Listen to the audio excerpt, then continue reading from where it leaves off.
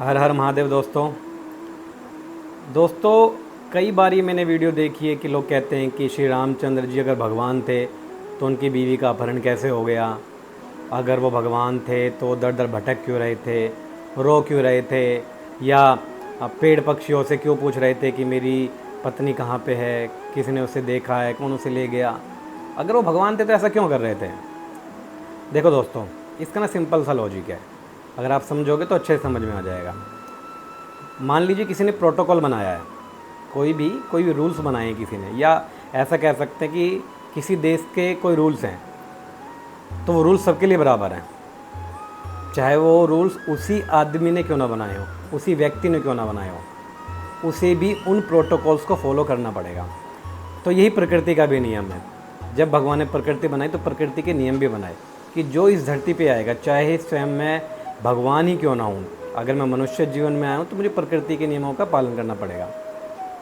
अगर भगवान ही प्रकृति के नियमों का पालन नहीं करेंगे तो आम लोग कह देंगे तो भगवान थे, वो तो ऐसा कर ही सकते थे। अगर वो सिर्फ रावण को मारने आते तो उन्हें तो पैदा होने की आवश्यकता नहीं है, क्योंकि उनकी तो इच्छा मात्र से ही सृष्टि का जन्म और संहार हो जाता है। उन्हें क्या ज़रूरत पड़ रही है ये जन्म लेने की, किसी मनुष्य के गर्भ से या किसी स्त्री के गर्भ से जन्म लेने की क्या आवश्यकता पड़ रही है। वो तो स्वयं प्रकट होते, क्योंकि तो खंभा फाड़ के भी प्रकट हो जाते हैं। उन्हें तो ज़रूरत ही नहीं थी ना कि ऐसे जन्म लेके फिर वो गुरुकुल जाएं, शिक्षा ग्रहण करें, उसके बाद वो वन जाएं। तो ये सब करने की कोई आवश्यकता नहीं, तो सीधा प्रकट होते और मार डालते। पर प्रकृति के नियम हैं, उन्होंने प्रकृति के नियमों का उल्लंघन भी नहीं किया और अधर्म का नाश भी कर दिया। क्योंकि केवल एक रावण ही नहीं था ना उस समय पे जो उस समय अधर्मी था, हजारों राक्षसों को वो मारते हुए उस वन में जहाँ वो रहे, और जिस जिस रास्ते से वो गए हजारों राक्षसों को मारते हुए, जो कभी साधुओं की तपस्या भंग कर रहे थे, उन्हें सता रहे थे, चारों तरफ अधर्म फैला रहे थे, उन सब को संहार करते हुए वो लास्ट में रावण के पास पहुँचे। और मतलब रावण तो बहुत विद्वान आदमी था ना, उसे नहीं पता था कि वो भगवान है क्या, सब पता था उसे, पहले से जानते थे। वो द्वारपाल था उनका, वो किसी शराब के कारण वो रावण बन के उसने यहाँ पे जन्म लिया, पर जानता वो सब था। और कहते हैं कि जो भगवान के हाथों संहार होता है, जिसका जो भगवान के हाथों जो मारा जाता है वो भगवान में लीन हो जाता है। तो तभी वो आखिर में आया निकल, वो शुरुआत में भी आ सकता था पहले लड़ने के लिए,